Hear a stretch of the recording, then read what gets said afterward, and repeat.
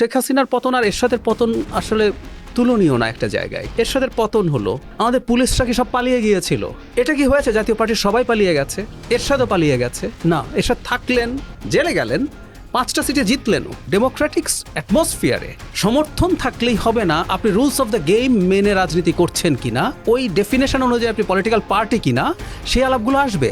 BNP সবচেয়ে বড় রাজনৈতিক দল, যেভাবে সংস্কার ফাইনালি করা হলো তার নোট অফ ডিসেন্ট আছে, এবং বিএনপি নোট অফ ডিসেন্টগুলো অনেকগুলোকে আমি ইললজিক্যাল মনে করি। কিন্তু এটা কি সম্ভব যে বিএনপিকে আমি কনফিডেন্সে না নিয়ে একটা সংস্কার চাপিয়ে দেবো আর বিএনপি এটা সুরসুর করে মানবে? বিএনপি যদি কঠোর না থাকতো এই নির্বাচনকে পিছিয়ে দীর্ঘ সময়ের জন্য অনেক কিছু করার চেষ্টা হতে পারতো। আমাদের নিশ্চয়ই মনে আছে সেনাপ্রধানকে সরানোর চেষ্টা হয়েছে, রাষ্ট্রপতিকে সরানোর চেষ্টা হয়েছে, এই প্রত্যেকটা জায়গায় ডেটারেন্ট হিসাবে কিন্তু বিএনপি খুব শক্ত অবস্থান নিয়েছে বলে হয়নি। একটা নির্বাহী আদেশ দিয়ে প্রায় 80 বছর পুরনো একটা দলকে কি নিঃশেষ করে দেওয়া যায়?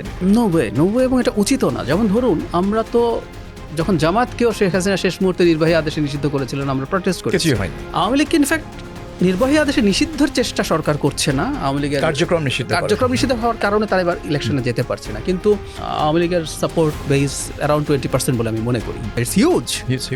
আমি এটা জামাতের চেয়ে বেশি মনে করি। সো 20% মানে সেকেন্ড লার্জেস্ট পার্টি এখনো বাংলাদেশ আওয়ামী লীগ।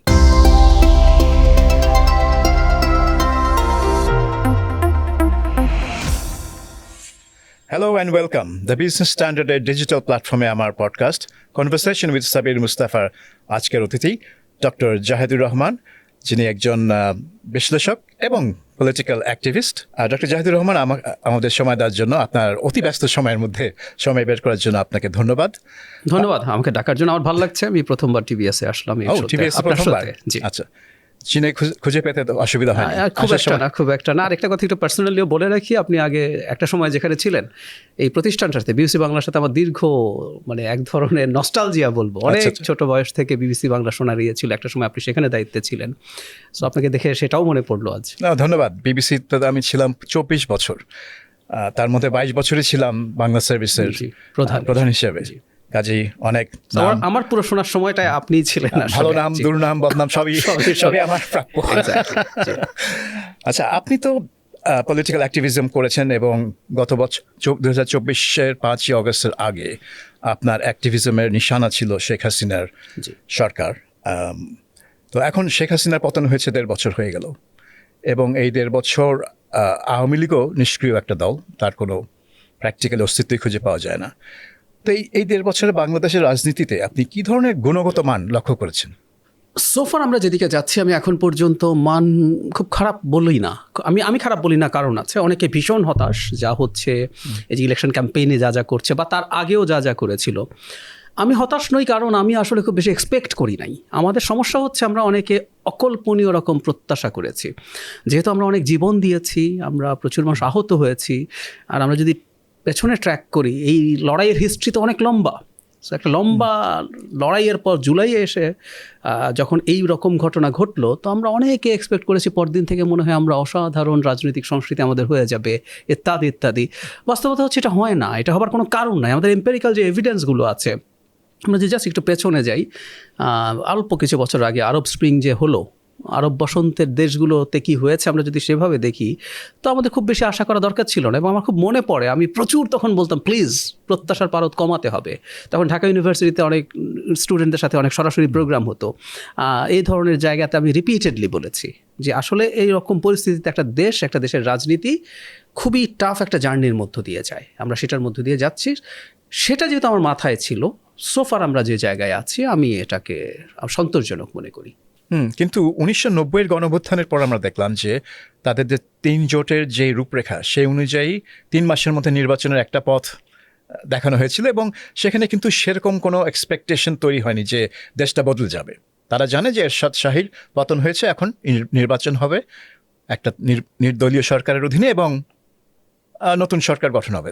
তো এইবার দেখা গেল যে শেখ হাসিনার পতনের উদ্দেশ্যেই আন্দোলনটা হলো, কিন্তু আন্দোলনের সফলতার পরে দেখা গেল যে রাষ্ট্র বিনির্মাণ, পুরনো রাষ্ট্র ভেঙে দাও, নতুন সংবিধান করো, চরিত্র বদলে দাও। তারপরে অন্তর্বর্তী সরকার ক্ষমতা এসে বললো যে কই, আমরা তো শুধু নির্বাচন করতে আসিনি, আমরা এই করব সেই করব। তো এতগুলো জিনিস কিভাবে হঠাৎ জড়ো হয়ে গেল এক জায়গায়? খুবই ইন্টারেস্টিং প্রশ্ন। এটাও খুবই আলোচিত একটা বিষয় ছিল এবং এটার যে পাশে আমার অবস্থান সেটার জন্য আমি অনেকের কাছে খুবই ক্রিটিসাইজড হয়েছে। এখানে একটু বলে রাখা ভালো, এটা আমার কেউ বলেন, আমার মুখে এভাবে বলা হয়তো মানায়ও না, কারণ আমি নিজে একটা সংস্কার কমিশনের সদস্য ছিলাম, নির্বাচন ব্যবস্থা সংস্কার কমিশনের। কিন্তু আমি মনে করি খুব ওপর থেকে কিছু জিনিস চাপিয়ে দেওয়া হয়েছে। এটা হলো প্রথম বাক্য। আমরা এই পতনের পর শেখ হাসিনার পতন আর এরশাদের পতন আসলে তুলনীয় না একটা জায়গায়। খেয়াল করি আমরা, এরশাদের পতন হলো, আমাদের পুলিশরা কি সব পালিয়ে গিয়েছিল? পুলিশরা তো এরশাদের পক্ষেই দায়িত্ব পালন করছিল। কিন্তু এটা কি হয়েছে যে পুলিশ পালিয়ে গেছে? এটা কি হয়েছে জাতীয় পার্টির সবাই পালিয়ে গেছে? এরশাদও পালিয়ে গেছে? না, এরশাদ থাকলেন, জেলে গেলেন, 5টা সিটে জিতলেনও। ওনার অন্য নেতারাও পালিয়ে যান নাই কেউ, মাঝারি বা নিচু তো কথাই নেই, পুলিশ পালায়নি। সো এবারকার পরিস্থিতিটা একেবারেই ভিন্ন ছিল। সো আমরা কিছু সংস্কার আমরা করার চিন্তা করতে পারতাম। মানে ব্যাপারটা এইরকম, একটা পয়েন্টে আমরা আসলে একমত ছিলাম, শেখ হাসিনাকে যেতে হবে। এটা সবাই আমাদের কমন টার্গেট ছিল। এখন আমরা যারা কিছুটা সুযোগ পেয়েছি মনে করি কিছু রিফর্ম যদি আমরা করে ফেলতে পারি সবাইকে একসাথে নিয়ে, সেটা ভালো হতো। কিন্তু ঘটনা যেটা হলো, এক ধরনের এলিটিস্ট চিন্তা শুরু হলো। কিছু মানুষ সিভিল সোসাইটির আছেন, আমি বলছি না তারা নেসেসারিলি খারাপ চেয়েছেন, কিন্তু তারা যে জিনিসটা বুঝতে ভুল করেছেন, সোসাইটিতে বিশেষ করে পাওয়ার সেন্টারগুলো, পলিটিক্যাল পাওয়ার সেন্টার থেকে আদার পাওয়ার সেন্টার্স, আপনি মানে আমাদের একজন খুব গুরুত্বপূর্ণ ইকোনমিস্ট আছেন প্রফেসর মুস্তাক খান, সোয়াসের প্রফেসর, উনি যে আলোচনাটা করেন, which I like very much. উনি একটু এই প্রসঙ্গে যেহেতু আসলে একটু বলি, উনি ওনার পিএইচডি স্টাডি করার সময় উনি দেখিয়েছেন যে সাউথ কোরিয়া আর পাকিস্তান 60s একই ধরনের পলিসি তৈরি করেছিল, যে কতগুলো বড় বড় কোম্পানি তৈরি করো, তারা দেশের ইকোনমি পাল্টে দেবে। তো উনি করতে গিয়ে দেখলেন যে সাউথ কোরিয়া এটা দিয়ে খুব অসাধারণ সাকসেসফুল হলো, কিন্তু পাকিস্তান কেন হলো না? এটা ওনার হাইপোথিসিস নিয়ে উনি কাজ করতে শুরু করেন।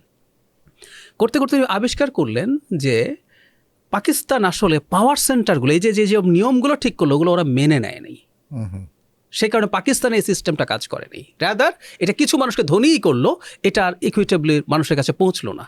এটা মানুষের কাছে না গিয়ে পাকিস্তান গরিব দেশই থেকে গেল। সাউথ কোরিয়াতে যেটা হলো, তার যে মডেলটা, যে এই যে বড় কোম্পানিগুলো তৈরি হবে, এরা আলটিমেটলি রাষ্ট্রের জন্য কী করবে, তারা পাওয়ার সেন্টারগুলোর মধ্যে ব্যালেন্স এবং আন্ডারস্ট্যান্ডিং হয়েছিল, সে কারণে এটা সাকসেসফুল হয়েছিল। মুস্তাক খান আমাদের সংস্কার প্রশ্নে কিন্তু বাংলাদেশে এসছেন এবং এই কথাগুলো বলছেন। আমি এটা খুব সিরিয়াসলি সমর্থন করি। উনি এটা বলার আগেও আমরা কমিশনের বোধহয় সদস্য ছিলেন, উনি একটা কমিশনের সদস্য ছিলেন। তো যেটা বলছিলাম, এখন আমাদের সমস্যা হচ্ছে এই জিনিসগুলো নিশ্চিত না করে আমরা ওপর থেকে কিছু এলিট চিন্তা চাপি। আমি আবারও বলছি, আগেও বলেছি যে আমি বলছি না যে তাদের কোনো অসৎ উদ্দেশ্য আছে, কিন্তু যে জিনিসটা আপনি করতে পারবেন না সেটা চাপিয়ে দেওয়ার একটা প্রবণতা।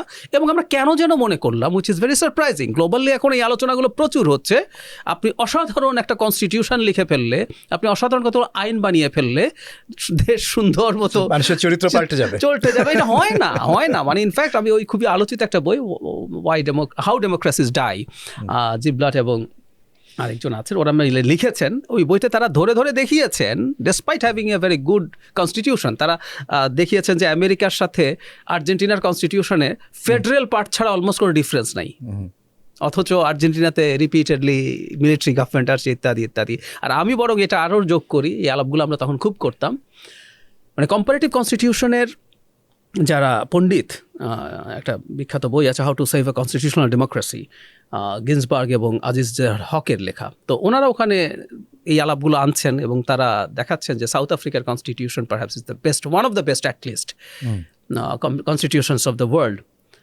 তো my question is, South Africa কি পৃথিবীর সবচেয়ে গণতান্ত্রিক দেশ হয়ে গেল? এক্স্যাক্টলি না, আপনি নিজ দেশের কথা বলতে পারেন। 1972 কনস্টিটিউশন, এটা তো মন্দ কনস্টিটিউশন ছিল না। এখানে তো অনেক মানে পার্লামেন্টারি ডেমোক্রেসি হিসেবে যা থাকা দরকার সবই তো ওখানে ছিল, কিন্তু সেটা তো ফলো করা হয়নি। পরে তো এটা চেঞ্জ করা হলো রিপিটেড অ্যামেন্ডমেন্ট এনে। তো আপনার পলিটিক্যাল কালচার যদি আপনি চেঞ্জ না করেন, তাহলে আপনি কি করে ওয়েস্টার্ন মানে আইডিয়া অফ ডেমোক্রেসি ফলো করবেন? একদম তাই। মানে 72 আমাদের কিছু ফ্লজ ছিল, আমরা ওগুলো ঠিক করার নিয়ে আলাপ করতে পারি আমরা। বিশেষ করে আর্টিকেল 70 নিয়ে আমরা দীর্ঘদিন আলাপ করেছি। আর্টিকেল 70 দরকার ছিল, কিন্তু যে ফর্মে আছে, যে অ্যাবসলিউট একটা ফর্ম, যে কোনো রকম ভোটই দেওয়া যাবে না, then the parliament is just rubber stamp, rubber stamp, simply তাই। সো এগুলো নিয়ে আমরা আলাপ করে কিছু পরিবর্তন আনবো সবাইকে নিয়ে। কিন্তু মোদ্দা কথাটা, আমি বলছি না যে কনস্টিটিউশনও পাল্টাতে হবে না, কিন্তু আমরা কতটুকু এ যাত্রায় পাল্টাবো, এবং আমি মুস্তাক খানকে রেফার করে বলছি, আমি যদি সোসাইটির বিভিন্ন জায়গার পাওয়ার সেন্টারগুলোর মধ্যে যদি এই পরিবর্তনগুলো নিয়ে অ্যাগ্রি না করেন, আমি এখন যদি খোলাখুলি কথা বলে ফেলি বিটিং অ্যারাউন্ড বুশ না করে, সেটা হচ্ছে ধরুন বিএনপি সবচেয়ে বড় রাজনৈতিক দল, যেভাবে সংস্কার ফাইনালি করা হলো তার নোট অফ ডিসেন্ট আছে, সে যেটাকে ভালো মনে করেছে, এবং বিএনপি নোট অফ ডিসেন্টগুলো অনেকগুলোকে আমি ইললজিক্যাল মনে করি, আমিও মনে করি। কিন্তু এটা কি সম্ভব যে বিএনপিকে আমি কনফিডেন্সে না নিয়ে একটা সংস্কার চাপিয়ে দেবো আর বিএনপি এটা সুরসুর করে মানবে? এটা হয় না, এটা খুবই ইউটোপিয়ান। সেটা কি হতে যাচ্ছে গণভোটে? গণভোটে তাই তো হতে যাচ্ছে, এবং আমি ধারণা করি, আমি নিশ্চিত নই, গণভোট হয়ে যাওয়ার পর এটার ইমপ্লিমেন্টেশন নিয়ে আমি ধারণা করি কোনো সমস্যা হতেও পারে। হবেই তো, কারণ বিএনপির তো সব কোনো ডিসেন্টই তো আমলে নেওয়া হয়নি। কখতে যা আছে এগুলো তো বিএনপি নোট অফ ডিসেন্টে থাকা জিনিসপত্র, এটা তো হতে পারে না। আমরা একটু এভাবে যদি খেয়াল করি, বিএনপি তার অনেকগুলো অবস্থান থেকে সরে আসছে, সেটা একটা ট্রেড অফ করেছে যে আমি এটা নিলাম ঠিক আছে, কিন্তু আমার ওইটা নোট অফ ডিসেন্ট থাকবে। যেমন আমি একটা উদাহরণ দিই, প্রধানমন্ত্রী দুবারের বেশি হওয়া যাবে না, মানে খেয়াল করুন, এটাতে বিএনপি সবচেয়ে বেশি সাফার করার কথা। আমি ধারণা করি, কেউ ভুল বলতে পারেন, বিএনপি কিন্তু অন্তত পরপর দুবার ক্ষমতায় থাকবে। এবার তো থাকবেই, পরের বারও সিট কমতে পারে, কিন্তু সে ক্ষমতায় থাকবে। তার মানে পরপর দুবার ক্ষমতায় থাকার পর বিএনপি, জনাব তারেক রহমান আর প্রাইম মিনিস্টার থাকতে পারছে না, তখন উনি অ্যারাউন্ড 70, বেশি বয়স না। তো বিএনপি তো একটা স্যাক্রিফাইস করলো, করে তারা বলেছে ইয়াস আমার কিছু ট্রেড অফ আছে। 70-তে আর্টিকেল 70-তে তার কিছু চিন্তা ছিল, ওখান থেকে সে সরে এসছে।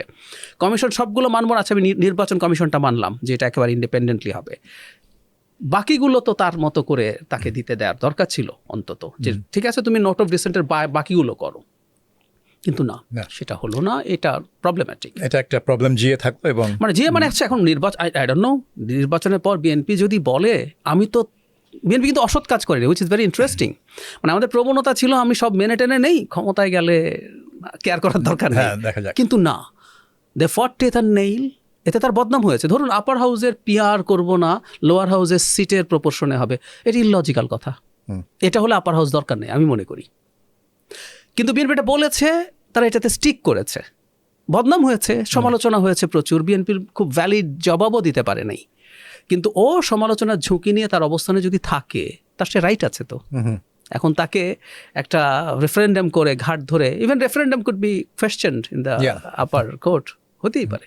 পুরো গণভোট অর্ডারটাই কোশ্চেন করা সম্ভব। আপনি এভাবে আগে গণভোট করা তো সম্ভবই না, করে আপনি পার্লামেন্টকে বলছেন ওর কনস্টিটিউয়েন্ট পাওয়ার থাকবে, ও তো হা জয়যুক্ত করা ছাড়া কোনো উপায় নেই, এবং এটা সিম্পল মেজরিটিতে হবে, নট ইভেন 2/3। হ্যাঁ, তো তাহলে এটা কিভাবে কনস্টিটিউয়েন্ট পাওয়ার হলো? এক্স্যাক্টলি, এগুলো প্রশ্নে আসবে। আচ্ছা, বিএনপি শব্দটা বেশ কয়েকবার যেহেতু উচ্চারিত হয়ে গেছে, আমি বিএনপির প্রসঙ্গে চলে আসি।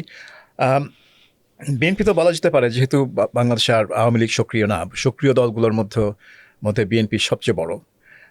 কিন্তু বিএনপি নির্বাচন চেয়েছিল 2024 সালে, আমার যতদূর মনে পড়ে, তারা 6 মাসের মধ্যে নির্বাচন চেয়েছিল। সেটা থেকে সরে আস্তে আস্তে তারা 2025-এর ডিসেম্বরে গেল, সেখান থেকে তারা সরে এসে 12-তে আসলো, 26-এর 12 ফেব্রুয়ারি। তো এই যে পরিবর্তন তারিখটা তারা পেছানো, এটা কি আপনি তাদের এক ধরনের দুর্বলতা, ব্যর্থতা বলবেন, নাকি বলবেন যে তাদের কারণেই সরকার আসলে একটা নির্বাচন টাইম ফ্রেমে স্টিক করেছে, না হলে নির্বাচনটা অনিশ্চিত থেকে যেত? অর্থাৎ এটা তাদের সফলতা যে নির্বাচন হতে যাচ্ছে। তাদের সফলতা তো বটেই, কারণ আমি একটু তাহলে জার্নি আসি, মানে আমরা কেন প্রবলেমে পড়তে গেলাম সেটাও বুঝতে হবে। বাংলাদেশে কেন এত সংস্কার, এত আলাপ আসলে আসলো, এটার একটা ব্যাকগ্রাউন্ডও আছে বলে আমি মনে করি। আপনার নিশ্চয়ই মনে আছে 5 আগস্টের পরবর্তী সময় থেকে একজন গুরুত্বপূর্ণ পরিচিত পাবলিক ইন্টেলেকচুয়াল এটা বিপ্লব বলতে চেয়েছিলেন। এটা গণঅভ্যুত্থান না, আমরা কিন্তু এটার বিরুদ্ধে ফাইট করেছি সে সময়, আমরা পারস্পরিক ফাইট, ওনার সাথে আমার মুখোমুখিও ডিবেট হয়েছে এগুলো নিয়ে। বিপ্লব করে বিপ্লবী সরকার করে ফেলো, কনস্টিটিউশন বাতিল করে দাও, মানে অনেকগুলো আপনার অর্ডার দিয়ে দেশ চালাও, ফরমান চলবে, তারপরে একদিন একটা কনস্টিটিউয়েন্ট অ্যাসেম্বলি হবে, সেটাতে একদিন কনস্টিটিউশন লেখা হবে, তারপর সেটার আলোকে জেনারেল ইলেকশন হবে। That was the model. There were some people, দেশের ভেতরে দেশের বাইরে মিলে। তো এই যে একটা আনসার্টেনিটির চেষ্টা ছিল দীর্ঘ সময়ের জন্য ক্ষমতাটাকে কবজা করে ফেলা, সেই জায়গায় বিএনপি ইনফ্যাক্ট এটা পেরে ওঠে না আসলে বিএনপির জন্য, বিএনপি থাকার জন্য। কারণ বিএনপিকে আবার বিএনপি সংযমও দেখিয়েছে, কারণ বিএনপি খুব শক্ত হয়ে গেলে সেটা আবার কোনো অ্যানার্কির মাঠে তৈরি করে কিনা, যেটা অন্য কোনো পরিস্থিতি তৈরি হয়ে যায়। যেমন আমরা যদি বলি এভাবে যে নির্বাচিত সরকারের সাথেও ইভেন ইজিপ্টে যেটা হলো, অপরাপর বিরোধী দলগুলোর সংকট হতে হতে মাঝখানে মিলিটারি চলে এসছে। সো এটা ওয়াজ এ ভেরি ডেলিকেট ডিসিশন কীভাবে করবে। আমি মনে করি দে ডিড ইট স্মার্টলি, সরকার এর মাঝামাঝি একটা জায়গায় গিয়ে। তবে আমি নিশ্চিত বিএনপি যদি কঠোর না থাকতো এই নির্বাচনকে পিছিয়ে দীর্ঘ সময়ের জন্য অনেক কিছু করার চেষ্টা হতে পারতো। আমাদের নিশ্চয়ই মনে আছে সেনাপ্রধানকে সরানোর চেষ্টা হয়েছে, রাষ্ট্রপতিকে সরানোর চেষ্টা হয়েছে। এই প্রত্যেকটা জায়গায় ডেটারেন্ট হিসাবে কিন্তু বিএনপি খুব শক্ত অবস্থান নিয়েছে বলে হয়নি। এগুলো প্রত্যেকটা কিন্তু ওই প্ল্যানের পার্ট ছিল। মানে বিএনপি এই রাজনৈতিক ধারাটাকে, কনস্টিটিউশনাল ধারাটাকে অব্যাহত রাখতে মানে রেখেছে আর কি, তার ভূমিকার কারণে। একদম। ওকে, এখন সবারই ধারণা, এবং আপনার নিশ্চয়ই এই একই ধারণা, যে বিএনপি নির্বাচন সুষ্ঠু হলে বিএনপি নিঃসন্দেহে নির্বাচনে জয়ী হবে। এবং তারেক রহমান ফিরে আসার পর এবং খালেদা জিয়া মারা যাওয়ার পর যে একটা বিএনপির পক্ষে সিম্প্যাথি এবং একটা সাপোর্টের জোয়ার আমরা লক্ষ্য করলাম, সেটা থেকে তাই মনে হচ্ছিল। কিন্তু সম্প্রতি আবার কিছু কিছু বিদেশি সংস্থা ফিল্ড স্টাডি করে তারা একটা কথা ছড়িয়েছে যে জামাত ইজ গেটিং অ্যাহেড, যে জামাত এখন অনেক এগিয়ে যাচ্ছে এবং একটা জামাত ভিক্টরি এটা একেবারে উড়িয়ে দেওয়া যায় না। তো আপনার কি মনে হয় যে জামাত এরকম মানে এ ধরনের আপসেট ভিক্টরি মানে করার জন্য রেডি বা সম্ভাবনা আছে? একেবারেই দেখি না। আম সরি, মানে এখন বলবেন আমার কি কোনো সার্ভে আছে, উত্তর হচ্ছে না। তারপরও না, তারপর আমি দেখি না। আচ্ছা, এবার আমি সার্ভে নিয়ে বলি, এই অঞ্চলের সার্ভে নিয়ে। আমি ভারতে 2024 সালের ইলেকশন নিয়ে যেসব পোল হয়েছে, ইলেকশনের আগে এক্সিট পোল সব কিছু, একটা উইকিপিডিয়ার পেজ আছে, আর যারা দেখছেন আমি তাদেরকে অনুরোধ করবো ওই পেজে ঢুকতে। 24-এর ইলেকশনে কংগ্রেস নেতৃত্বাধীন ইন্ডিয়া জোট পেয়েছে 234 সিটস। 120, 125, 130, 200 একটা বা দুটো পোলে এসছে। 93 সিটসও কোনো কোনো মানে সার্ভে বলছে সেই, আর বাকি বিজেপি যা ছিল আগের মতো আরও বেশি, এসবই দেখানো হচ্ছিল। প্রায় দ্বিগুণ সিটস পেয়েছে কংগ্রেস। তো এখন ভারতের মতো গণতন্ত্রের দীর্ঘদিনের চর্চা করা একটা দেশ, যেখানে পোল এভাবে ফেল করেছে, আমাদের পোলকে এই জন্য আমি রিলাই করি না। আমার ধারণা যেটা, আমি পোলের প্রসিডিউরাল জিনিস নিয়ে আমি আসলে প্রশ্ন করছি না, গুরুত্বপূর্ণ ভালো প্রতিষ্ঠান আছে যারা এগুলো ফলো করেন। কিন্তু আমার মনে হয় কোনো কারণে আমাদের দেশের মানুষরা কাকে ভোট দেবে এমনকি পার্সোনালি এই কথাটা ঠিকঠাক সম্ভবত বলেন না, বলতে চায় না সম্ভবত। নাহলে আমি ভারতেরটা কেন, আমি যারা বাংলাদেশে পোল করছেন একেবারে যারা অর্গানাইজেশনের চিফ, আমি তাদেরকে জিজ্ঞেস করেছিলাম যে কেন তাহলে এই ঘটনাটা ভারতের কেন, আপনি এটার কী ব্যাখ্যা দেন? I didn't get any answer. তার মানে আপনি জামাতে কোনো সম্ভাবনা নাই? আমি সম্ভাবনা নাই আসলে অনেকগুলো অন্য কিছু সিমটম দেখে মনে হয় আর কি। কি ধরনের সিমটম? যেমন ধরুন জামাতের আমির, আমি আসলে পেছনেও যাই, জামাত খুব দীর্ঘদিন লোয়ার হাউসে পিআর বলে একটা মুভমেন্টের চেষ্টা করেছে। আমার ধারণা জামাত আসলে এই নির্বাচনে একা নির্বাচন করতে চায়নি, তারা চেয়েছিল একটা সবাই মিলেমিশে একটা পার্লামেন্টে যাবে, মানে জাতীয় সরকার যেমন বিএনপি বলছে একটা জাতীয় সংসদ, বিএনপি 200 বা তার নিচে থাকবে, জামাত এনসিপি সহ আদার পার্টিস তাকে তারা ছেড়ে দেবে, নিজেরা মিলে এরকম একটা নির্বাচন করতে চেয়েছে। তার প্রমাণ আছে, মানে কিছুদিন আগে জনাব তারেক রহমানের সাথে সাক্ষাৎ হয়েছিল জামাত আমিরের, উনি গিয়েছিলেন বেগম খালেদা জিয়ার প্রতি শোক জানাতে, বেরিয়ে এসে তিনি নিজ থেকেই যে আমরা 5 বছর স্থিতিশীলতার স্বার্থে, আমি এটা নিয়ে খুব সন্দেহ প্রকাশ করি, মানে জাতীয় সরকার না হলে কি অস্থিতিশীল হবে? উনি কি করবেন অস্থিতিশীল? মানে ডেমোক্রেটিক প্রসেসে একটা দায়িত্বশীল বিরোধী দল তো থাকা উচিত, আমরা রাদার মনে করি সরকার যেন ঠিক পথে থাকে। আবার বললেন নির্বাচনের পর সরকার গঠনের আগে, ঠিক এই ভাষাগুলো উনি ব্যবহার করেছেন, উনি আবার দেখা করতে চান। তো তাতে বোঝা যায় যে ওনারা খুব কনফিডেন্ট না, একার সার্ভে তাদের আরো বেটার আছে। এই প্রশ্নটা ছিল পরবর্তীতে যে ডাক্তার শফিকুর রহমান যে কথা বললেন, এই কথার মধ্যে আপনি কতটুকু বিপদ দেখছেন? কিন্তু বোঝা যাচ্ছে আপনি বেশ বিপদ দেখছেন। আমি তাই দেখছি, এবং তাতে তারা বুঝতে পারছেন, তাতে তারা বুঝে গেছেন যে আসলে খুব ভালো কিছু হবে না, বরং আমি মনে করি তারা যতটুকু ভালো হতে পারেন তার চেয়ে আরো খারাপ হতে পারে, মানে ক্লিন সুইপ হওয়ার সম্ভাবনা আছে। এটা কেন? মানে বাংলাদেশে ইতিহাসে এই প্রথম একটা নির্বাচন আমরা দেখছি যেটায় আপনি অনেক আগে বলে দিতে পারছেন কে জিতছে। ধরলাম একটা অ্যাক্সিডেন্ট ঘটে রয়েছে, আরেক আলোচনা, পারসেপশন ইজ দ্যাট। আমি জামাত করে, জামাতের সমর্থক, জামাতের সাথে জন্য ইন্টেলেকচুয়ালি কাজ করে অনেককে আমি জিজ্ঞেস করেছি, বা আমি বলেছি আপনি কল্পনা করে বলুন তো কতটা সিট পাওয়া যেতে পারে। আমি 80 এই সংখ্যাটা পেয়েছি যেটা অতি আশা করে কল্পনা করে বলতে পেরেছেন। আচ্ছা, 2001 সালে নির্বাচনে আওয়ামী লীগ 62 সিটস পেয়েছিল, কিন্তু নির্বাচনের আগে বলে দেয়া যায় নাই যে বিএনপি জিতেই যাবে, এভাবে বলা যায়নি। হ্যাঁ, কিন্তু ল্যান্ডস্লাইড হলো, কিন্তু যে কথাটা বলছিলাম তাও এটা শেষ মুহূর্তে হয়তো একটু হাওয়া বোঝা গিয়েছিল। এখন এই পরিস্থিতিগুলোতে যেটা হয় বাংলাদেশের মতো দেশে, মানে সুইং ভোটাররা উইনিং পার্টিকে ভোট দেওয়ার প্রবণতা আছে। এটা আমাদের জন্য একটা ট্র্যাজেডি যে আমরা এমপিকে লোকাল গভর্নমেন্টের চিফের মতো ট্রিট করি। উনি আমার রাস্তা করে দেবে, উনি আমার দুঃখ দুর্দশা দূর করবে, উনি আমার সালিশ করে দেবে। তো তারা মনে করেন যদি উইনিং পার্টির এমপি না হয় তিনি বেশি প্রজেক্ট আনতে পারবেন না।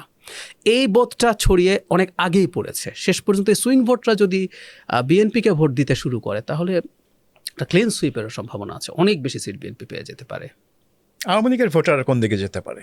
এখানে একটা অনেকের আলোচনায় দেখলাম যে তারা মনে করছেন আওয়ামী লীগের সমর্থক যারাই আছেন, এখনও আছেন যারা সমর্থক, তাদের সংখ্যাও কম না, এবং বিভিন্ন কনস্টিটিউয়েন্সিতে যেহেতু এটা first pass the fourth system, হ্যাঁ, টোটাল ভোটের তো হচ্ছে ওই ভোটেই সবচেয়ে গুরুত্বপূর্ণ। ওখানে ট্যাকটিক্যালি ভোট দিয়ে তারা বিএনপিকে হারানোর জন্য বা জামাতকে হারানোর জন্য, আমি জানি না কে কাকে হারাতে চায়, একটা ডিফারেন্স তারা ক্রিয়েট করতে পারে। সম্ভাবনা খুব আছে তারা যদি ভোট দিতে যান। আমার এখনও হিসাব হচ্ছে আওয়ামী লীগের অ্যারাউন্ড 20% পপুলার ভোট আছে, আর কিছু সিটে তো তারা খুবই ডিসাইডিং ফ্যাক্টর, কোনো সন্দেহ নেই। ওখানে আওয়ামী লীগের ইন্ডিপেন্ডেন্ট ক্যান্ডিডেট দাঁড়াতে পারলেও জিতে যেতেন বলে আমি মনে করি। এখন ঘটনা যেটা হয়েছে, আমরা এভাবে যদি চিন্তা করি, আওয়ামী লীগ যদি কেন্দ্রীয়ভাবে চিন্তা করে, আমার অ্যানালিসিস বলে তাদের ভোট জামাতে যাওয়াটা তাদের জন্য ভালো টেকনিক্যালি। কারণ হচ্ছে বিএনপি খুব পাওয়ারফুল হয়ে যদি ক্ষমতায় আসে, এবং বিএনপি যদি ওই পাওয়ারফুল অবস্থায় থেকে তারা বাই এনি চান্স দেশ ভালো চালাতে পারে, খুব পাওয়ারফুল সরকার ছাড়া কিন্তু সামনে দেশ চালানো সহজ হবে না, আমি এটা পরে বলছি। সেটা আলটিমেটলি একটা খুবই স্টেবল, খুবই গুড গভর্নেন্সের বা মোটা দাগে গুড গভর্নেন্সের যদি সরকার হয়, সেটা আওয়ামী লীগের ফিরে আসা সহজ হবে না, কঠিন হবে। কিন্তু এখন প্রশ্ন হচ্ছে জামাতকে কি দেবে? জামাত চেষ্টা করছে, আমরা খেয়াল করেছি, মানে জামাত অলমোস্ট কোনো মামলা করেনি, ওদের এই প্ল্যানগুলো মাথায় আছে। আমি জামাতের একজনকে জিজ্ঞেস করেছি, আপনারা তো এত অত্যাচার নির্যাতনের কথা বলেন, বিচার তো দরকার, আপনারা মামলা এত করেননি কেন? বিএনপির লোকজনই মামলা করেছে, এর মধ্যে কিছু বাজে ব্যাপার আছে, অন্যায় মামলা হয়েছে, সকল মামলা বাণিজ্য হয়েছে, কিন্তু মামলা তো বিএনপির লোকজন করেছে। জামাত এখন তাদেরকে সাপোর্ট দিচ্ছে, লিগাল সাপোর্ট দিচ্ছে, তাদের ফ্যামিলিকে দেখাশোনা করছে ভোট আনার জন্য। জামাত শুধু প্রতিশোধ নিয়েছে আইসিটিতে, শেখ হাসিনার কেসে, আর কোথাও না। আচ্ছা, তাহলে এখন মানে যদি কথার কথা আমরা এইভাবে যদি চিন্তা করি যে শেখ হাসিনাও বলছেন তোমরা সবাই জামাতকে ভোট দাও, কথার কথা হবে? উত্তর হচ্ছে না। আমি আমার একটা এক্সপিরিয়েন্স শেয়ার করি। আমি গতকাল একটা রিক্সায় যাচ্ছিলাম, মানে একজন রিক্সা পুলারকে, আমি এখন আর পুলার বলা যাবে না, উনি এখন তো প্রায় সবই অটো ছিল আর কি, অটো ড্রাইভার। আমি তাকে জিজ্ঞেস করছিলাম ভোট নিয়ে। আবার এখানে একটা ইন্টারেস্টিং ব্যাপার আছে, আপনি ঢাকায় মাঝে মাঝে দেখবেন কিছু রিক্সা ড্রাইভার বা পুলার নিজ থেকে আপনাকে ভোটের কথা জিজ্ঞেস করবে এবং বলবে এবার জামাতকে ভোট দেবো, নিজেই বলবে। এটা আমি মনে করি তাদের অ্যাসাইন, এটা একটা নতুন কৌশল শুরু হয়েছে। তো আমি তাকে জিজ্ঞেস করছিলাম কি মনে করেন জামাত কেমন করবে? উনি খেপে গেলেন, বললেন এরা স্বাধীনতা চায় নাই, এদেরকে কিভাবে ভোট দেবো? I was really surprised. মানে আমরা মনে করছিলাম যে জামাতের মুক্তিযুদ্ধের সময়কার যে চিন্তা, যে তাদের যে ভূমিকা, এগুলো হয়তো আমরা শিক্ষিত আরবান ক্লাসের মধ্যেই দেখি। আমি খুব অবাক হয়েছি। তো যেটা বলছিলাম, আওয়ামী লীগের আসলে ভোটের একটা বড় অংশ আছে pro liberation, secular. Sheikh Hasina বললেও এরা জামাতকে ভোট দেবে না। এবং আমি মনে করি আওয়ামী লীগের একটা অংশ ভোট না দেওয়ার পরিকল্পনায় থাকতে পারতেন, কারণ তারা বিএনপিকেও পছন্দ করেন না। কিন্তু এখন এমন প্রবণতা তৈরি হতে পারে, জামাত লেড একটা ইসলামী মোর্চা সামনে আসছে, এটাকে ঠেকানোর জন্য তারা ইনক্রিজিংলি ভোট কেন্দ্রে যেতে পারেন, এবং অবশ্যই এখন এই দুটোর মধ্যে বিএনপিকে বেছে নিতে পারেন। আপনি তো আগে বলছিলেন যে একটা শক্তিশালী সরকার না হলে পরিস্থিতি সামলানো যাবে না, আবার অন্যদিকে একটা সরকার শক্তিশালী হলে, বেশি শক্তিশালী হলে কি পরিণতি হতে পারে সেটা আমরা 2009-এর পরে দেখেছি। তো এখন এই ব্যালেন্সটা কিভাবে আপনি এটা ম্যানেজ করবেন? এটা ম্যানেজ করা খুব টাফ। আমি আসি, প্রথম কথা হচ্ছে কেন শক্তিশালী সরকার লাগবে? আমাদের তো সব সিস্টেম ধ্বংস হয়ে গেছে। আপনি খেয়াল করবেন ডক্টর ইউনূস একটার পর একটা চাপে পড়ছিলেন। এই যে আমলাতন্ত্রকে আমরা অ্যাকিউজ করতে পারি তারা শেখ হাসিনার হয়ে কী করেছে না করেছে, সে আমলাতন্ত্র কীরকম শক্তিশালী হয়ে অনেক কিছুই করতে দেয়নি সরকারকে। এখন এই সরকারের তো পলিটিক্যাল গ্রাউন্ড নেই। মানে বিএনপি যদি বা যে ক্ষমতায় আসুক ভীষণ শক্তিশালী, মানে 2/3 মেজরিটি তাকে ক্রস করতেই হবে। ওই শক্তি নিয়ে এসে সে যদি সদিচ্ছা থাকে, তখন এই ম্যান্ডেট পাওয়া সরকারের মুখে দাঁড়িয়ে আমলাতন্ত্র বিশেষ করে, কারণ এরা তো ফিক্সড। এবং আমি প্রায় বলি 15 বছর আমলাতন্ত্র যেভাবে চলেছে, ওর গ্রুমিং, মানে যারা আগে অ্যাপয়েন্টেড হয়েছেন তারও চরিত্র পাল্টে গেছে, আর যার অ্যাপয়েন্টমেন্ট হয়েছে শেখ হাসিনার সময়, তিনি আসলে আমলাতন্ত্র বলতে কি বোঝেন, তার কাজ বলতে কি বোঝেন, তার ফ্যাসিলিটি বলতে কি বোঝেন, এই জায়গা থেকে সরিয়ে আনা কিন্তু সোজা হবে না। সেজন্য এই বড় শক্তিশালী সরকার লাগবে। এরপর আপনি যেটা বললেন এটাই খুবই ইন্টারেস্টিং, এবং এটা নিয়ে আমি আমার খুব পছন্দের বইয়ের রেফারেন্স দিতে চাই। দ্য ন্যারো করিডোর নামে একটা বই আছে, এটার রাইটার হচ্ছেন ওয়াই নেশনস ফেইলের 2 রাইটার, এস এম আগলো এবং রবিনসন। ওনারা তো নোবেল পেলেন ওই বইয়ের জন্যই। আরেকটা বই ন্যারো করিডোর, তো ওখানে তারা এই আলাপটা আনছেন যে তারা যেহেতু চান এক ধরনের ওয়েলফেয়ার সরকার, ওনারা ওইদিকে ওটারই প্রোপোনেন্ট বেশি, ফলে ওতে স্টেট এম্পাওয়ার্ড হতে থাকে, সে লেভিয়াথান হয়ে যায়, সে এখন কি করবো। তো তখন বলছে ওকে শ্যাকল করতে হবে, শ্যাকল লেভিয়াথান করতে হবে। এখন সেটার জন্য তারা ওই যে একটা ন্যারো করিডোর, সেটা কি, সেটা হচ্ছে সোসাইটি, সিভিল সোসাইটি। প্রথম হচ্ছে সোসাইটি, সিভিল সোসাইটি তো আছেই, এর মধ্যে যা যা আছে। এখন আমি মনে করি জনাব তারেক রহমান যদি চান, আমি তারেক রহমান বলে ফেলছি কারণ আমি মনে করি তিনি ক্ষমতায় আসছেন, প্রধানমন্ত্রী হচ্ছেন, যদি চান উনি শক্তিশালী সরকার রাখবেন, কিন্তু একটা এমন সরকার তৈরি করবেন যেটা লেভিয়াথান হয়ে উঠবে না, যেটা সব কিছু ধ্বংস করে ফেলবে না, তাহলে স্পেসগুলো ছেড়ে দিতে হবে। কোনো সরকার যদি না চায় কোথাও কোনো দিন মিডিয়া ফ্রি হতে পারবে না, সিভিল সোসাইটি ফ্রি হতে পারবে না, ফুল স্টপ। কেউ বলেন ফাইট একটা সময় পর্যন্ত করা যায়। আমি একটা উদাহরণ দিই, ওই যে নোভায়া গ্যাজেটা, রাশান যে দিমিত্রি মুরাতভ নোবেল টোবেল পেলেন, একটা রাশাতে থেকেও তারা কিন্তু এই পুতিনের ইয়েতে থেকেও কাজটা কিছুটা করতে পারছিলেন, কিন্তু একটা পর্যায়ে যখন ইউক্রেন অ্যাগ্রেশন শুরু হলো, পারেনি তো, বন্ধই করে দিল, আইনি করে ফেললো যে এই সেনাবাহিনীকে ক্রিটিসাইজ করা যাবে না, ওটাকে যুদ্ধ বলা যাবে না, মানে এটাকে স্পেশাল মিলিটারি অপারেশন বলতে হবে। সো মুরাতভের মতো মানুষ, সাহসী মানুষ ওখানে বসে কাজ করছিল, বন্ধ হয়ে গেল। সো সরকারকেও আসলে ডিসাইড করতে হবে আমি কাজটা করতে দিতে চাই কিনা। সো জনাব তারেক রহমানের উচিত হবে এভরিথিং, শুধুমাত্র এটা না, সিভিল সোসাইটি, মিডিয়া। এবং আরেকটা আলোচনা আমি একটু আনতে চাই যে আমাদের সোসাইটি, মানে খেয়াল করবেন, আমি এটা নিজে খেয়াল করেছি যে আওয়ামী লীগের সময় একটা মারাত্মক ক্ষতি হয়েছে আমাদের দেশে, সেটা হচ্ছে আমাদের সোসাইটি বলে কিছু আর এক্সিস্ট করে না, আমাদের ফেব্রিকগুলো নষ্ট হয়ে গেছে। আমরা ছোটোবেলা থেকে দেখতাম, আপনি আরও আগে থেকে আরও দেখেছেন, সমাজে কিছু মানুষের কিছু সোশ্যাল ক্যাপিটাল থাকে পলিটিক্যাল পরিচয়ের বাইরেও। গ্রামে একজন হেডমাস্টার, একজন মসজিদের ইমাম, কোনো একটা বনেদি পরিবারের কেউ, একজন বেশি শিক্ষিত মানুষ, ঢাকায় থাকেন, একটা বড় চাকরি করেন, এরকম কতগুলো মানুষের এক ধরনের সোশ্যাল ক্যাপিটাল ছিল। তারা অনেক ক্ষেত্রেই সোসাইটির অনেক কেওস, অনেক ক্রাইসিসকে মিটিগেট করতে পারতেন, এক ধরনের সালিশি করতে পারতেন পলিটিক্যাল পার্টির মধ্যেও। এই জিনিস পুরোপুরি শেষ হয়ে গেছে, এভরিথিং হ্যাজ বিকাম পলিটিসাইজড। এখন পলিটিক্যাসের বাইরে আসলে আর কিছু ছিল না। এই জিনিসটা আমাদের একটা বড় ক্ষতির জায়গা। আমি মনে করি এই স্পেসগুলো যদি আগামী সরকার ছেড়ে দেয়, তাহলে একটা নতুন পাল্টা কিছু দাঁড়াবে। ধরলাম যে বিএনপি এত বড় জয় হয়েছে, বিএনপির কোনো নেতা কোনো একটা এলাকায় কিছু করতে গেল, খারাপ কিছু, কিন্তু আমাদের যদি ওই সোশ্যাল পাওয়ারটা থাকতো, আমাদের একজন হেডমাস্টার আছেন, একজন ইমাম আছেন, তিনি এটার বিরুদ্ধে দাঁড়ালেন এবং উনি জানেন, ধমক দিয়ে থামিয়ে দিলেন, এবং উনি জানলেন যে সরকার আমাকে এটার জন্য কোনো সমস্যা করবে না। সো এই জিনিসটাও আসলে কোনো একটা ফর্মে নার্চার করতে হবে, নাহলে আমরা টিকবো না। অ্যাগেন আমি আরেকটা বিখ্যাত বই রেফার করি, which I like, the third pillar বলে একটা বই আছে রঘুরাম রাজনের, ভারতের যে সেন্ট্রাল ব্যাংকের প্রেসিডেন্ট ছিলেন। তো উনিও একই রকম আলাপ করছেন যে একদিকে মার্কেট, একদিকে গভর্নমেন্ট, দুটো চাপে মানুষ তো শেষ হয়ে যাওয়ার প্রবণতা আছে। সো থার্ড পিলারটা হচ্ছে society. So society should be strong. তার মানে নেক্সট গভর্নমেন্টকে বাংলাদেশে তার যে ন্যাচারাল ইনস্টিংক্ট সেটার বিরুদ্ধে কাজ করতে হবে। তার ন্যাচারাল ইনস্টিংক্টই থাকবে টু টেক ইট অল, মানে সবকিছু অকুপাই করার। কিন্তু আমার একটু ভিন্ন মত আছে, সেটা হলো আমি বিএনপিকে অ্যাজ এ পার্টি বলছি না, কিন্তু পার্সন জনাব তারেক রহমানকে আমি তো আসলে দীর্ঘদিন থেকে ফলো করছি, উনি কি বলছেন, কিভাবে বলছেন, আমার মনে হয়েছে, আমি কনভিন্সড যে ওনার ভালো কিছু করার ইচ্ছা আছে। এখন খুবই জরুরি কথা, ওনার দল ওনার সাথে কতটুকু রেজোনেট করবে, কারণ আমরা মাঝে মাঝেই দেখছি এই রেজোনেন্স খুব ভালো এখন পর্যন্ত না। তবে উনি যখন দায়িত্বে যাবেন, ওনার হাতে যখন স্টেটের কোয়ার্সিভ পাওয়ার থাকবে, আই হোপ উনি কিছু চেষ্টা করবেন, আমি বিশ্বাস করি, আমি কনভিন্সড। আচ্ছা, আমরা আলোচনার প্রায় শেষ প্রান্তে এসে পড়েছি এবং শেষ প্রশ্নটা করব যে the elephant in the room, Awami League. তা এখন আওয়ামী লীগ তো নির্বাচনে অংশ নিচ্ছে না, এবং 2008 সালে তারা যেরকম জনপ্রিয়তা ছিল তাদের, সেটা কতটুকু অবশিষ্ট আছে তা আমরা যাচাই করার কোনো পথ খুঁজে পাচ্ছি না। কিন্তু একটা নির্বাহী আদেশ দিয়ে এই 80 বছরের পুরনো একটা দলকে কি নিঃশেষ করে দেওয়া যায়?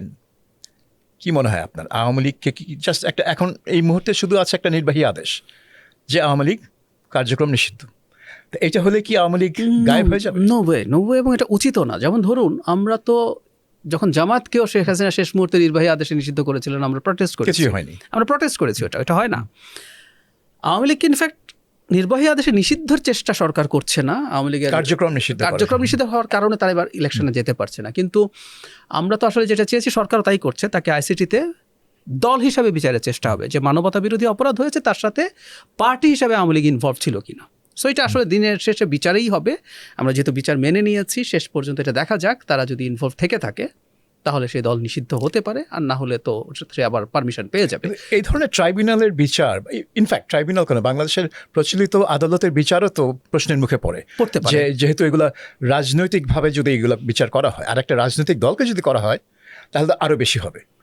মানে তাতেও কি আপনার আওয়ামী লীগ দল হিসেবে নিঃশেষ হয়ে যেতে হয়? নিঃশেষ তারা অন্যভাবে আসবে। আমি একটা একদম খুব সিমিলার উদাহরণ দিই, সেটা হচ্ছে আওয়ামী লীগের সাপোর্ট বেস অ্যারাউন্ড 20% বলে আমি মনে করি। এখন এই আলাপটা আমাদের দেশে আছে যে 20% সমর্থকও যদি হয়, হিউজ। আমি এটা জামাতের চেয়ে বেশি মনে করি। হ্যাঁ, জামাত মনে করছে তাদের অনেক সাপোর্ট হচ্ছে, আমি মনে করি না, ওদের 20-এর কমই হবে। সো এই 20% মানে সেকেন্ড লার্জেস্ট পার্টি এখনও বাংলাদেশে আওয়ামী লীগ।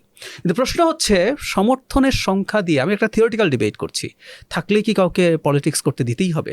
তখন আমি একটা এক্সাম্পল রিসেন্টলি দিচ্ছিলাম এই 20% সাপোর্ট নিয়ে। জার্মানির AfD গত নির্বাচনে 20% পেয়েছে ভোট, ওদের সিট সব একই, এর আগের তুলনায় ডাবল হয়েছে। But in a fine morning AfD নিষিদ্ধ হয়ে যেতে পারে, কারণ AfDর বিরুদ্ধে ট্রায়াল চলছে যে সে ফ্যাসিস্ট কিনা, দ্যাট মিনস নিওনাৎসি কিনা। এখন ডেমোক্রেটিক্স অ্যাটমসফিয়ারে সমর্থন থাকলেই হবে না, আপনি রুলস অফ দ্য গেম মেনে রাজনীতি করছেন কিনা, ওটা ওই ডেফিনেশন অনুযায়ী আপনি পলিটিক্যাল পার্টি কিনা, সেই আলাপগুলো আসবে। কিন্তু AfDর বিরুদ্ধে যেটা করা হচ্ছে সেটাই আদৌ ডেমোক্রেটিক কিনা সেই প্রশ্ন আসবে খুব স্বাভাবিক, কারণ এটা তো আর কোনো ডিভাইন রিটেন কিছু না, ওটা তারা বানিয়েছে। হ্যাঁ একদম তাই, ওটা তো ডিভাইন রিটেন কিছু না। এবং এটাই বলতে চাচ্ছি, ওই প্রশ্নও আছে, ওখানেও আছে। কিন্তু আমি এটা বলতে চাইছি যে একটা পলিটিক্যাল স্ফিয়ারে পার্টিসিপেট করার জন্য আমি আরও খোলামেলা বলি তাহলে আপনাকে। ধরুন হিজবুত তাহরিরের সমর্থক 30%, 40%, 50% হয়ে গেল, 50%। ও বলছে আমি সংবিধান কিছু মানি না, এখানে আমি একটা বিপ্লব করে খেলাফত কায়েম করে ফেলবো। ওকে কি আমি পলিটিক্যাল পার্টি হিসাবে 50% সমর্থন, আমি তর্কের খাতে একটা থট এক্সপেরিমেন্ট বলছি, পারমিট করবো? তা যদি 50% সমর্থন থাকে তো সে তো আপনার পারমিশনের জন্য বসে থাকবে না। কিন্তু আমি পারমিট করবো না, সে বিপ্লব করুক। 50%ও লাগবে না, আরো কম হলেই হবে, কিন্তু বিপ্লব করুক। কিন্তু আমি ওকে অপারেট করতে দেবো না, কারণ আমার এক্সিস্টিং কনস্টিটিউশনাল ফ্রেমওয়ার্কে তুমি ফিট ইন করো না, ব্যাপারটা এইরকম আর কি। সো আওয়ামী লীগের একটা ট্রায়াল হতে পারে, কিন্তু আমি এটাও একমত আপনার সাথে, 20% মানুষের সমর্থন আপনি আওয়ামী লীগে যদি নিষিদ্ধ হয়ে যায়, ওটা কোথাও না কোথাও কোনো না কোনো ফর্মে ইন্টিগ্রেটেড হয়েই আসবে। এটা এমন না যে ছড়িয়ে ছিটিয়ে সব জায়গায় চলে যাবে। এটা মুসলিম ব্রাদারহুড নিষিদ্ধ হয়েছিল ইজিপ্টে, কিন্তু মোরসি শেষে প্রেসিডেন্ট হলো একমাত্র নির্বাচনে। একদম। তবে আমি এই ব্যাপারটা হুবহু একই মনে করি না, কারণ হচ্ছে আওয়ামী লীগ শেখ হাসিনা যেভাবে গেছেন সেটা করে ভিন্নভাবে যাওয়া। মুসলিম ব্রাদারহুড নিষিদ্ধ ছিল, কিন্তু ওই রেকর্ড তাদের ছিল না যে তারা ক্ষমতায় এসে এই পরিমাণ অপ্রেস করেছে বা কিছু করেছে। আওয়ামী লীগ আসবে, আমি বলছি কোনো না কোনো ফর্মে আসবে, ক্ষমতায় আসবে কি না জানি না, কোনো না কোনো ফর্মে আসবে। ওই যে আপনি ফ্যাসিস্ট পার্টি বন্ধ করেছেন, কিন্তু ব্রাদার অফ ইটালি নামটাম দিয়ে ওরা এখন ক্ষমতায় চলে এসছে, মেলানির দল, ওটা তো ফ্যাসিস্ট রুট আছে। সো ভিন্ন কোনো নামটাম দিয়ে আওয়ামী লীগের কেউ কোনো ফর্মে আবার চলে আসতেই পারে যদি নিষিদ্ধ হয়ও। কিন্তু আমি আবারও বলছি, আমরা যেহেতু একটা ট্রায়াল মেনেছি, এই ট্রায়ালের রায় আমাদের সবাই মেনে নিতে হবে। ইভেন ট্রায়াল খুঁজে পেতে পারে যে না এটা দল হিসাবে জড়িত ছিল না, তাহলে তো সে মুক্তি পেয়ে যাবে। ডক্টর জাহিদুর রহমান, আমাদের সময় দেওয়ার জন্য আপনাকে অনেক ধন্যবাদ। ধন্যবাদ আমাকে আমন্ত্রণ করার জন্য।